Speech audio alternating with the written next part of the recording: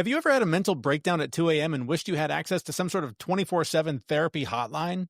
That's what happened to one corporate executive. He was suicidal, failing at work, and disconnected from his family. Therapy simply wasn't enough. In this episode, you'll learn how AI became his lifeline, helping him reconnect with his daughter, save his marriage, and rebuild his career. Plus, you'll learn tips about AI safety without selling your soul to the algorithm. Stick around. This conversation might change how you think about therapy, privacy, and even Taylor Swift tickets. This is Brobots. We're the podcast that tries to help you use AI and technology to safely manage your health and well-being. As you've heard me talk about on this show before, occasionally when I'm sort of in a mental health crisis, I will turn to AI and I will ask it for questions. I will ask it for guidance. I will ask it to help me get through those tough times when I'm in between appointments with my real, actual human therapist, who is also massively helpful in my life. And as it turns out, AI is helping a lot of other people as well. I was just reading an article the other day about how 35% of people are using AI to manage their physical and mental health symptoms. Well, today you're going to hear a conversation that my co-host Jason had with Rajeev Kapur. He's the best-selling author of AI Made Simple and Prompting Made Simple. He's going to share the story of a business executive who was pulled back from the edge of suicide with the help of ChatGPT. They dig into how AI can fill the gaps therapy leaves wide open, how to protect your privacy while using it, and why deepfakes might be scarier than nuclear weapons. So here now is Jason's conversation with Rajeev. What in your professional journey kind of led you to focus kind of specifically on AI and how it intersects with the modern world? And if you can, kind of more specifically about healthcare. And I understand you had a personal event November of last year that really kind of made it salient for you and made it very relatable. Any chance you can tell us that story? Yeah. So I guess the first part of the question, I guess, is, I look, just like you, my first, platform was an Atari computer, an Atari system, right? I'm Right. sure, right? An old 2600. Yeah, and so then, you kind of graduate, then you had the first Apple too, and Sure. then, and I was like, I was at Gateway first and then Dell. And so you've been around tech forever. And so, you have this issue where you can start to come across things, and then, and then you start to see things happening in media, like in movies and television around AI and the little things in robots and, whatever, right? RoboCop and all Yeah. the Terminator and all this stuff, right? So, you pretty soon you start to grow up with it. And then, one of the things I don't think people realize is we've actually been surrounded by AI for a very long time. Like Netflix uses AI to determine what we watch. Yeah. Amazon uses AI to determine what we buy. Right? Instagram, like all these things use AI, and we're surrounded by AI, GPS and Google Maps, and all these things use it, as you know. And when you were at Microsoft, and you guys were doing things in the AI space already on the machine learning side, essentially it's using data to help to tell a story, basically, right?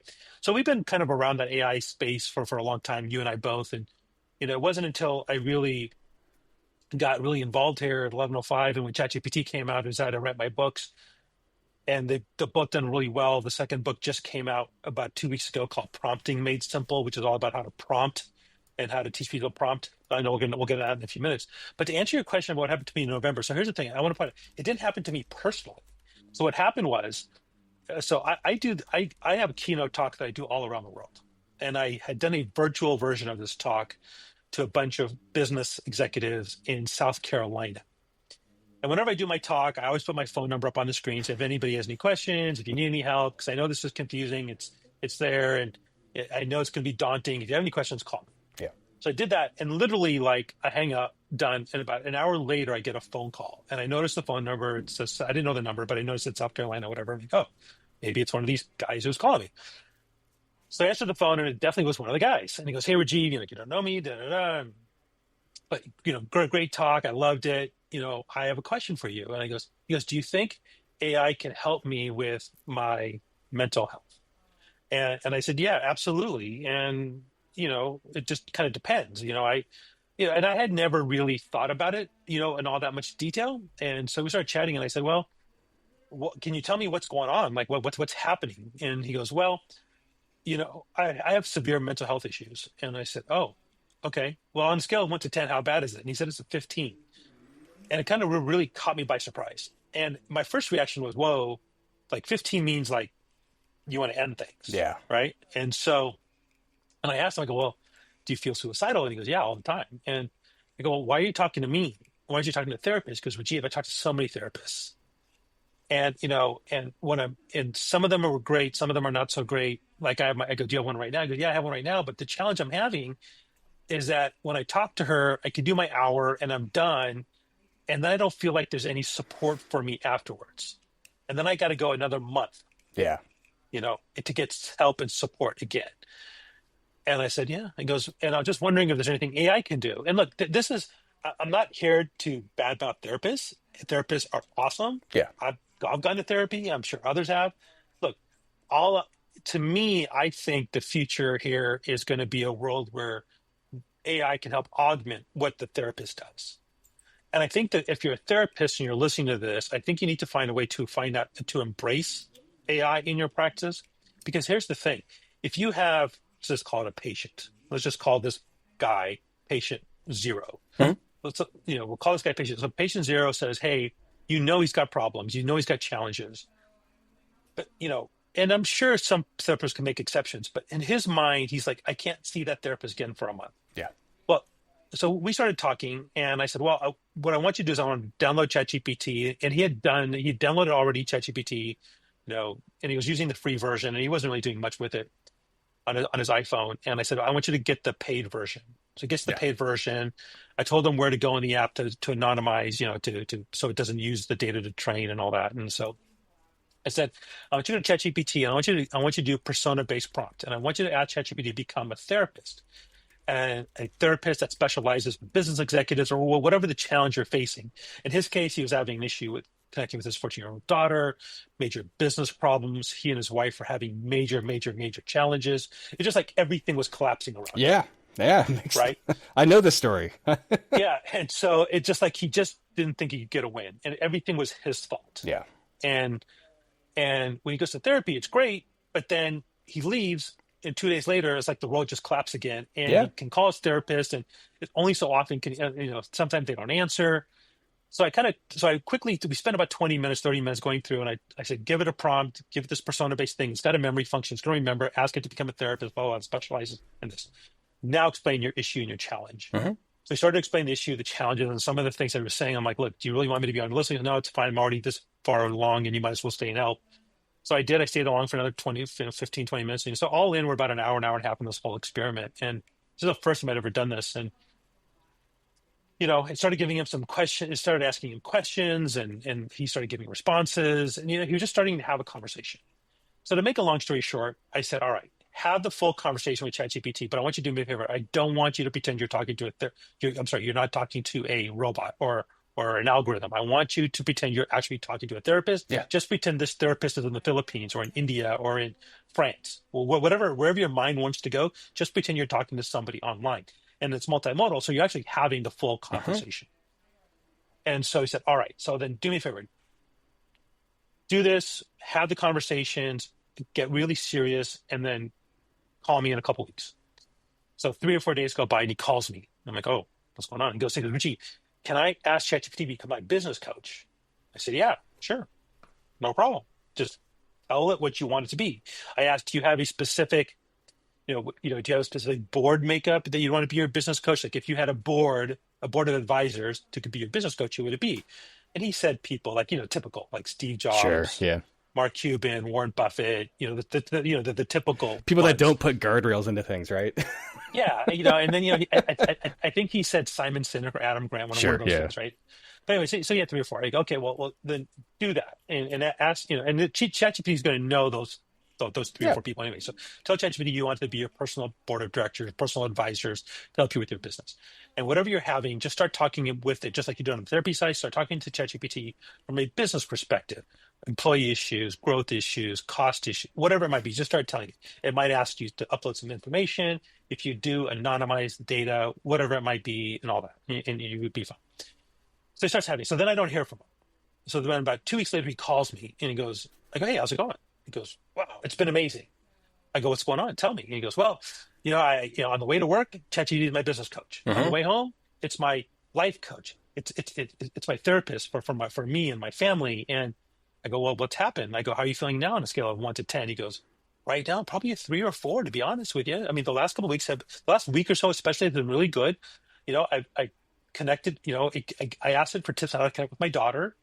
and a 14-year-old daughter, and it did. It gave me, Tattoo gave me three options, and I picked one, and I went to talk to my daughter, and I put my phone away, and I started just was being present for her, and then, and then I started being same thing for my wife. How do we become a better husband and more present? Because my wife's saying that I'm never present. I'm always on my phone. I'm always working. I had to be more present, and you know, and and I surprised my daughter with Taylor Swift tickets, and whatever, right? I mean, and so all these things. Well, And did he had AI help him to get those Taylor Swift tickets? Because that's a no, prompt but I would like to know no, about. but it didn't. It didn't. But it didn't per se. And I know you're joking, but what it did say, find a way to connect with your daughter. Yeah. And right now, Taylor Swift is, Taylor Swift was one of the options, and so he found out Taylor Swift was Miami or wherever it was. It Yeah. didn't matter where it was playing, but he got the tickets, and it wasn't like he was trying to bribe her or anything. It's just he wanted to find a way to connect. Yeah. And again, he would never do that. He would never go to a Taylor. Like the mom would go, not him. Right.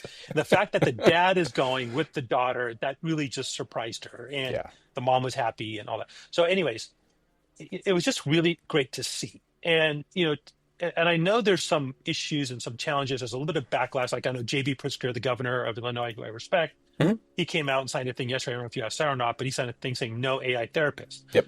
I think that's a little ass backwards. I'm not saying that I'm not saying the AI therapist should be the only therapist. I think therapists should find a way to use the AI to augment what they're doing to help their patients, just like in this person's case. And so he still goes see his therapist, but in between he uses ChatGPT as a therapist, and it gets kind of the best of both worlds. And when you're having a crisis at 2 o'clock in the morning, do you really give a shit? Sorry for my French, about whether it's a chatbot or something, if it really helps you with your mental health? And that brings up a really good point. So, well, first of all, swearing, go for it. Like that's what the show is about. We talk about real things. So, but also having the accessibility and access to something at times in your mental crisis, it doesn't happen at 9 to 5. It's going to happen at any given point in time, and being able to have somebody to talk to can get you out of crisis. I mean, that's why we have emergency numbers for this. And ultimately speaking, when you look at those component pieces, I think you're 100% correct. And if he hadn't had those pieces and he was at that 15, how long until he actually broke and did something terrible to himself? And the downside effect of taking that type of tool away from somebody, I think is salient to every conversation out there with mental health professionals. And don't get me wrong. I mean, MIT had this study where they went through and they looked at the different component pieces of how people were interacting with these different agentic functions.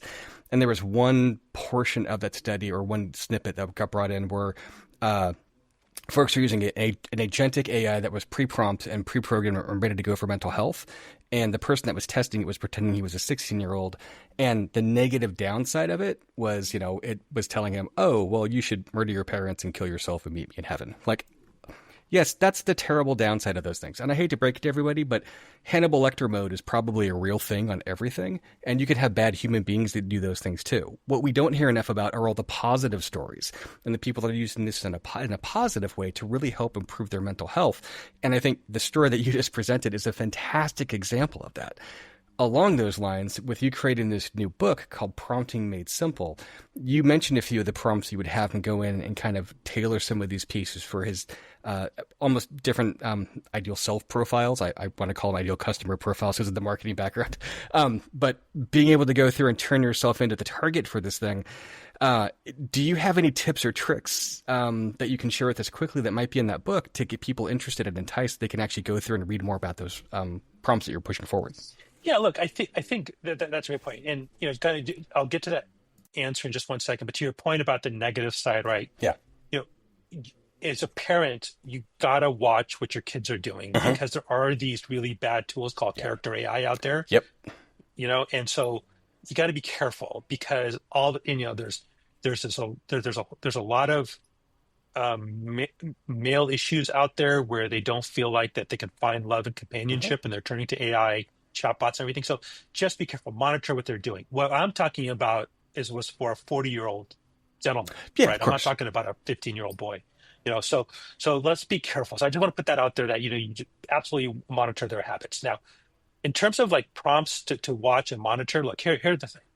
To me, the easiest way to get into prompting is do a persona-based prompt. And it's so much fun.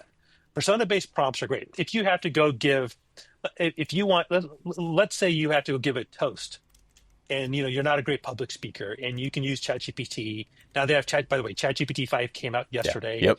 And so you can say, hey, ChatGPT, I need you to take on the persona of Snoop Dogg and help me write a best man's toast at my buddy's wedding on Saturday. And here are all the things I want you to know about about my buddy, his future wife. Here's a couple of funny stories, and then give it to you in the voice of Snoop Dogg. Now, Yeah. obviously, that's for fun. If you wanted to if you wanted to learn how to bake a cake, right? Ask it to take on the role of a great world-class baker, like Duff, from Food Network or whatever, right? Right. Give it a persona. Maybe you want to get into politics. Well, if you're going to get into politics, and you're a Democrat, you might say, hey, ChatGPT, I need you to take on the persona of Barack Obama and be my politics coach and help me figure out how I can run for mayor, help me run for mayor or run for governor or whatever you want to do, right? You take that persona. You're a Republican, maybe you want Trump or you want Bush or you want somebody else. Who knows what you want? So my point is you take on that persona, right? If you wanted to have a fun conversation and say, you know what, I love Jerry Seinfeld and I want to, I want you to pretend you're Jerry Seinfeld and like if you want to have fun, just having a conversation with Jerry Seinfeld, just have a conversation, pretend that ChatGPT can act like Jerry Seinfeld, right? So persona-based prompting is kind of the way to start, put your toes in the water and kind of jump in, right? Well, once you kind of start doing those things, the best prompt structure that I find is that you want to give ChatGPT what I call a role, a task, then you want to give it context, and then you give it an ask. So this RTCA kind of thing. So what's the role? The role is I want you to be a world-class guitar instructor. Right? I'm just saying that because guitars really right? And then the task is I want you to teach me how to, and I'm a beginner. I want you to teach me how to play the guitar like The Edge. Yeah. Context is, you know what? I'm a beginner, or I played in high school a little bit. I'm now 52 years old, and I haven't picked up a guitar in 30 years, and I probably need help reading sheet music again, or whatever context you want to provide. Or hey, you know what? I broke my thumb, so my thumb doesn't work all that well, or whatever context it needs to have. Yeah. Right. And then the ask is, I need you to give me a plan that can help me learn how to play, I don't know, Where the Streets Have No Name by U2 over the next 12 months, because I want to play it for my wife at her birthday or whatever. And that happens to be our song. So it's this role, task, content, ask. So start with that. So just think about that, right? Another one is chain prompting. Chain prompting is just, maybe you don't know what the prompt should be. You just start with a question. Hey, ChatGPT, I'm thinking about buying a guitar. What do you recommend? And it's going to say, well, this, and this, and say, can you tell me more about this brand? Can you tell me more about that brand? And now so that's chain prompting. It's essentially conversational prompting, where you're just like, if you were just talking, it's just like you and I were having a conversation about the guitar. And sure. I'm like, dude, I don't know how to play guitar. I'd love to learn how to play guitar. And, where do I even start? And you give me an answer and I go back and forth. And here's the thing, right? And then you kind of get to the next one, which is really interview-based kind of prompting, which you can combine things. So you can say, hey, ChatGPT, I really want to learn how to play guitar. Here's my background. Here's my experience. Please ask me questions that I can then provide you answers for to help you give me a better response, help you take care of my ask a lot better. So when you start getting ChatGPT to ask you questions, that's really a game changer. And it's got a memory function in ChatGPT, so it'll remember your conversations, it'll remember these things.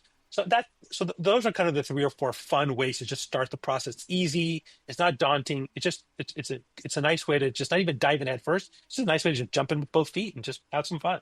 Yeah, really and simple ways to go. Treat it like a human. Don't try to sit there and tweak P and I values, because that's a dead end for most folks. So no, that's great advice. I always say, Jason. Look, I always say, hey, look, and I know Sam not a big fan of Sam Altman's not a big fan of this, but I always say please and thank you. Yeah, me too. And I do it for two, and I do it for one primary reason. The primary reason is that it helps me, in my mind, mentally feel like I'm talking to a human. Yeah. Now, the secondary reason I do it, and this is more the joking reason, is just in case the Terminator robots do come for us, then they're going to remember I was nice. Yes, exactly. You'll be sent to the nice meat factory, not the the angry one. Yeah. Yes. No, that's a great answer, great response. So, we're talking about giving a lot of personal information to these different LLMs and giving all the contextual clues behind it, which actually might, if somebody nefarious took that, or maybe not nefarious, maybe my health insurance company picked this up. and extract this information, because the PII that's available inside of it in this country is not protected, where other countries do. Along those lines, how do people protect themselves and their personal information in this kind of space? Or should they even really worry about that, given the near anonymized layering bits of information that sit inside these LLMs? So I'm going to give you a cop-out answer, right? Fair I'm enough. going to give you the cop-out answer is, I'm a believer that the healthcare companies in your example already have an idea because they have access to your Facebook data. They're buying the Facebook data. Like if all of a sudden you join a group about kidney disease, Yeah. well, you know what I mean? Or, so they know. So they know what drugs you're on. They know if all of a sudden you have a bunch of high blood pressure medicines, and they know this guy probably has coronary artery disease. So I guess that's the cop outside of me, which is saying that I think they already know. So number one, I think it's a fair point. And by the way, there's a hack every day of somebody's system. So Yep. who knows? So number one. Number two is, there is security layers built within all of these different LLMs, whether it's ChatGPT or Gemini or Grok or whatever the case might be, right? There is security built in. I happen to tell people, and I know people that do this, that if you're going to upload your blood work, anonymize the blood work, meaning print out your blood work, take a black Sharpie out your name, your date of birth, and whatever else might be identifiable. And then you can upload that and make sure your settings is put to do not use my data to train. So you got to go to the settings and make sure that's there. If you don't do that, that's fine. Now, if you have the Teams version of ChatGPT, not Microsoft Teams, Teams version of ChatGPT, which is $25 a month versus $20, you have to have at least 2 employees. It's kind of on by default.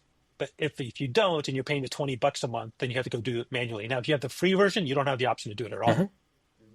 So, and if you want to opt out of things, you can, but they're still going to use your data for 90 days to train because they need your data to train. Yep. And so that's the thing, right? Data is the new oil.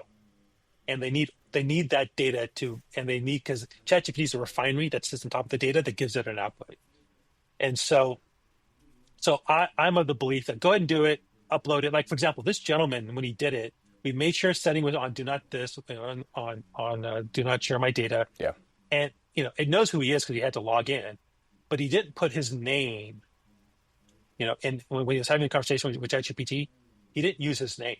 He actually came up with a different name. I told him, have ChatGPT address you by your initials. So JC or whatever it was. Right. Sure. So anyways, that's the way to start doing it. And then that's what I would do. And whether it's for your health information or your business information, anonymize your information. It's just good practice to anonymize it. Like if you're going to upload your sales funnel, you don't want that out there. You never know what happens. So just, Right. So if it's an Excel file and you're uploading it or Google Sheets or whatever it might be, and you're doing business, make it up. Let's say you're doing business with Gibson guitars. Sure. Well, instead of putting Gibson guitars in the name of the company field, put GG, right? So and just have a little key that does that, and you're fine. And just don't make sure it doesn't have your go-to client's name or their email address, whatever. I mean, you don't need that stuff anyway to analyze your funnel. And if you're in Salesforce, you can download this up. And Salesforce has its own AI stuff that you can do these things too. Yeah, no, that's great. And I think that's a salient point that's often missed by most people out there, that you actually control this data. You control the input and how you put it into those systems. What advice do you have for people to make sure that when they put those pieces in, they aren't revealing all of those details? And should they do it as part of the prompt process to not store things or not remember certain things? Like, for example, if I'm telling a personal story to my AI therapist about something that's going on, and I've got other names of people and I'm putting those pieces in, when I'm talking to a regular therapist, I don't hide names. Like I tell everybody, I tell all the pieces so I can get all those pieces exposed and out. Any advice for folks that want to be able to have that level of conversation and have that level of anonymity, but still be able to use those tools in that kind of way? Yeah, look, I think you can still have them. Instead of saying the name of your wife, say my wife. I mean, like I don't think that we need to complicate this by any stretch of the imagination. I think practicing really good operational security here in terms of being able to what you're saying and what you're doing is really important. And look, therapists take all their notes and they dictate them into a device anyways. Right. And they take that and they take those notes and they put them on their computers, on their laptops, wherever they put them, and they might load them into the cloud. Well, guess what? That's hackable. or whatever it might be. So look, I'm not a defeatist here. I'm not going to be an alarmist. I mean, like everything is hackable and everything is Sure. there. Yeah. All I'm simply saying is that, don't be afraid by that side of this. If you really are having a challenge, mental health, regular health, and you need some help and support, start there. Look, I broke my wrist about 3 months ago, Hmm. and I went to urgent care, and I said, I got the X-ray, and I said, hey, I went to the radio. I said, don't tell me. I want to. So I walked up, and I said, can I take a picture of the X-ray? He goes, yeah. So I went up to my iPhone. I took a picture of the X-ray. I then uploaded it to ChatGPT, and I said, what did I do? And it said, yeah, man, you have a break in your right wrist here, exactly the spot where it said. And it Right. said, here's the three types of breaks it could be, but I really think it's number one, which is an avulsion fracture of your right wrist underneath your left thumb. I said, okay. So my buddy's an orthopedic doctor. I went the next morning to go see him, and I said, what did I do? He goes, dude, you broke your right wrist under your thumb and you have an avulsion fracture. I said, oh, look, let me show you Yeah. something. And so I showed him what ChatGPT said. He goes, oh, I got to lose my job. So look, I mean, it's super smart. I mean, it's just, you got to get over the hang up that you're talking to this super advanced chatbot. And by the way, ChatGPT 5, from what I'm reading, what I can tell, apparently has a PhD level of education, Yep. you know? So that's pretty cool. I mean, if you get a PhD in your box, and by the way, not just for mental, for anything you want to do. Let's say you want to start a business. Let's say you want to Yeah. figure out how to sell something to a new client. Let's say you want to plan a party. Whatever you want to do, man, I'm telling you, man, this stuff is going to be wild. And that's here today. And by the way, if this was a baseball game, this is the first pitch of the game. That's how early we are in this. It's actually so good. I just used it today to go through and actually drag across multimodal functions from multiple different chats that I had before and suck them into the ChatGPT 5.0 engine and basically said replay, and the output was entirely different. I mean, it's amazing how good it is. And you're right, like that level of kind of almost intellectual fluency and being able to augment those pieces as individuals is really, really high. But I also think that there's something to this that we forget, and that's that these are tools that we can use to make our lives better, but it's just like any other tool out there. If you don't take the time to use it right, you're going to do bad things. I mean, a Swiss Army knife is fantastic for whittling things or taking things down. It can also be used to cut your finger off. So at what point do people actually need to take responsibility for some of these pieces? And I think we need to learn how to do it now. But along those lines, ethical guardrails and other pieces can be put into place. So these companies that are out there creating these agentic AI functions and using them to go through and a lot of the times they're eliminating human capital resources because they're trying to save money and put those pieces in place, which I don't necessarily want to get into that conversation, but I do want to get in the conversation of replacing the ethical values of human beings with the ethical values of prompt functions inside of AI, agentic AI functions. Do you think that companies are taking enough precautions today? Or do you think we're kind of, like you said, first pitch, wild, wild west, we're going to see what shakes out? And what kind of near-term consequences do you think we're going to see as far as the casualties of the initial portions of this? Well, Jason, I think that's a great question, but I think part of the fallacy in this whole thing is we're assuming humans are ethical. Very good point. you know, Very good point. I think we can probably all agree that right now there are some things happening that where ethics are really being questioned, and I'm going to leave it at that. And so that's the first point. The second, in terms of what's happening in organizations and the ethics behind this, and is to me, I think let's step back a little bit and talk about what are the overarching concerns about AI. Yeah. Primarily, right? So number one is the Superman effect. Mm-hmm. So Superman effect is, imagine a Superman spaceship crash landed in Osama bin Laden's backyard instead of Ma and Pa Kent's backyard in Kansas. Yeah. Well, what kind of Superman would we have? Well, we probably have one that's not very pro freedom and all this stuff. We'd probably all be living under Osama bin Laden's rule right now, right? Unless Lex Luthor ends up being a good guy, you know what I mean? You never know. Anyway, you never know. And we find kryptonite somewhere. But anyway, the point of it is that that's a Superman effect, yep. right? So we have to watch out for. So basically, with good AI, there's going to be bad AI.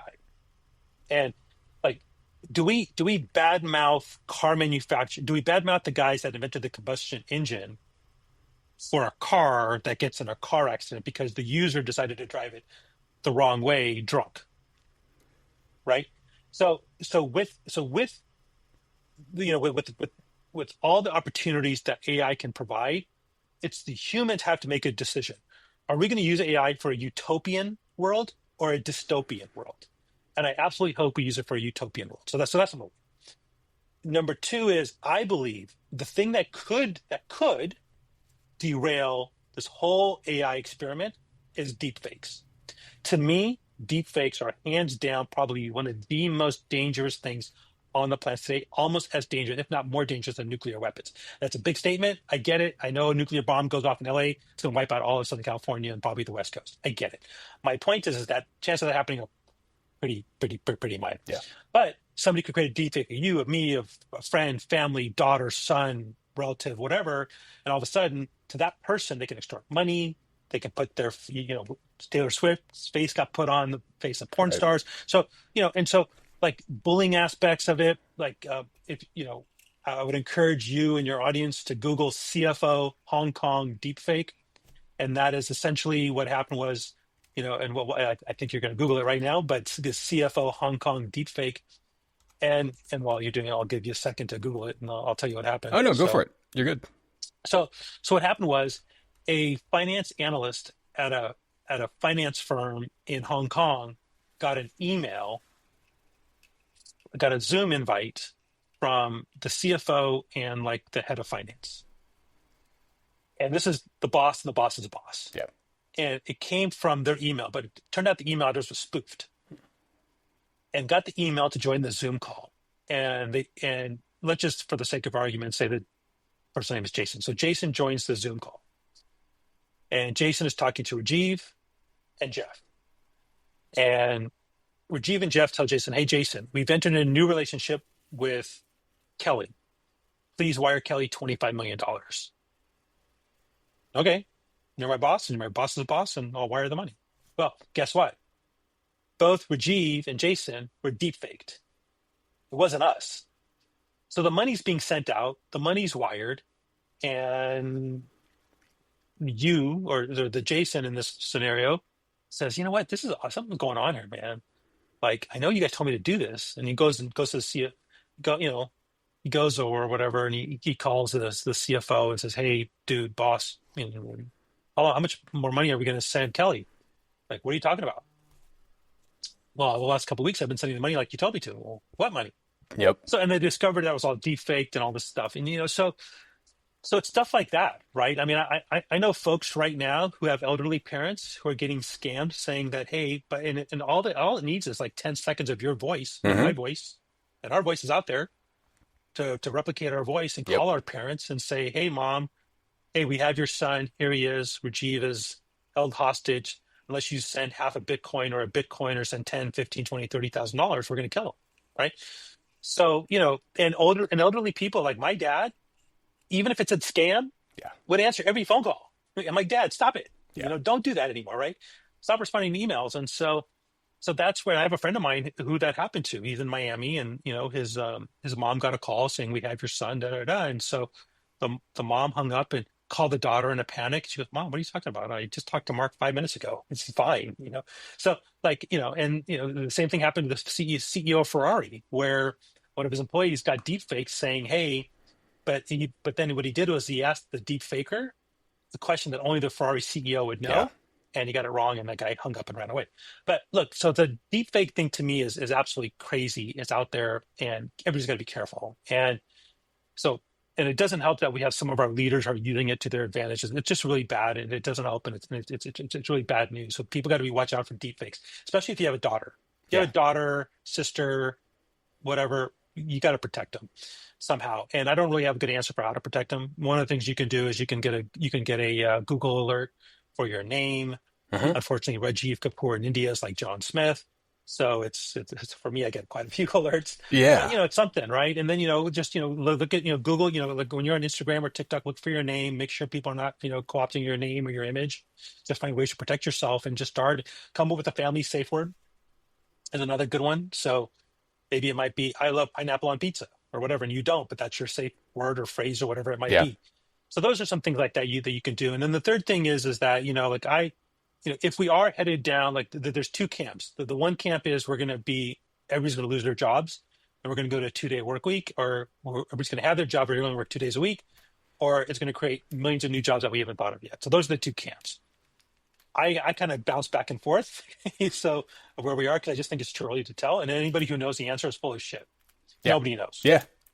And so, look, I just think that we're going to have to at some point grapple with the fact that if we start going to a 4-day, 3-day work week, these kinds of things, then we're going to have to grapple with universal basic income. We're going to have to grapple with some of these things. And so what does that look like? So, and so that's kind of weird. And I think those are really the three big things that we're going to have to really address in the future. That's great. And it's funny you mentioned, because those three things that you mentioned, we've talked about several times on this show, probably ad nauseum. And it's nice to get validation that what we're thinking about is actually salient. So this has been really fantastic. I really appreciate it. My pleasure. Yeah. And Rajeev, if people want to learn more about you or want to connect with you, where should they go? Well, look, first of all, both books are available. The first book, AI Made Simple, the third edition just came out. Doing a small addendum to it because of ChatGPT 5 now. Prompting Made Simple, that one's doing really well. So again, these books are here to democratize AI, to make it simple for everybody to understand. These books are targeted at the masses. They're not targeted to technical people. This is targeted to your mom, your dad, younger folks, people who are not technically literate, whatever the case might be. This is for them.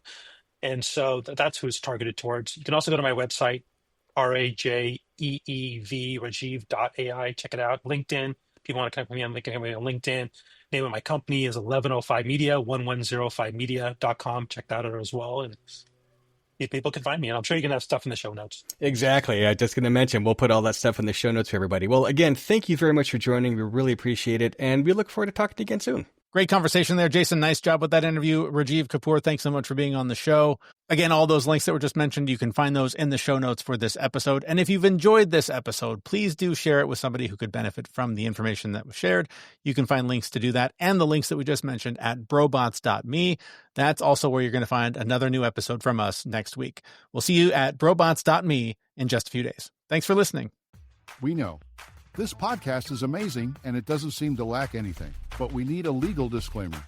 Prior to implementing anything discussed in this podcast, it is your responsibility to conduct your own research and consult your physician. You should assume that these knuckleheads don't know what they're talking about, and they're not liable for any physical or emotional issues that occur directly or indirectly from listening to this podcast. Life doesn't pause when you're sick. Vaccines against respiratory illnesses can help protect you and give you more playtime with your best friend. Depending on age and health status, vaccinations for flu, COVID-19, RSV, or pneumococcal infection may be recommended. Vaccines can help keep you from having a rough time. Learn more at cveep.org/vaccines-protect. Brought to you by the American Lung Association and CVEEP, fighting infectious respiratory disease.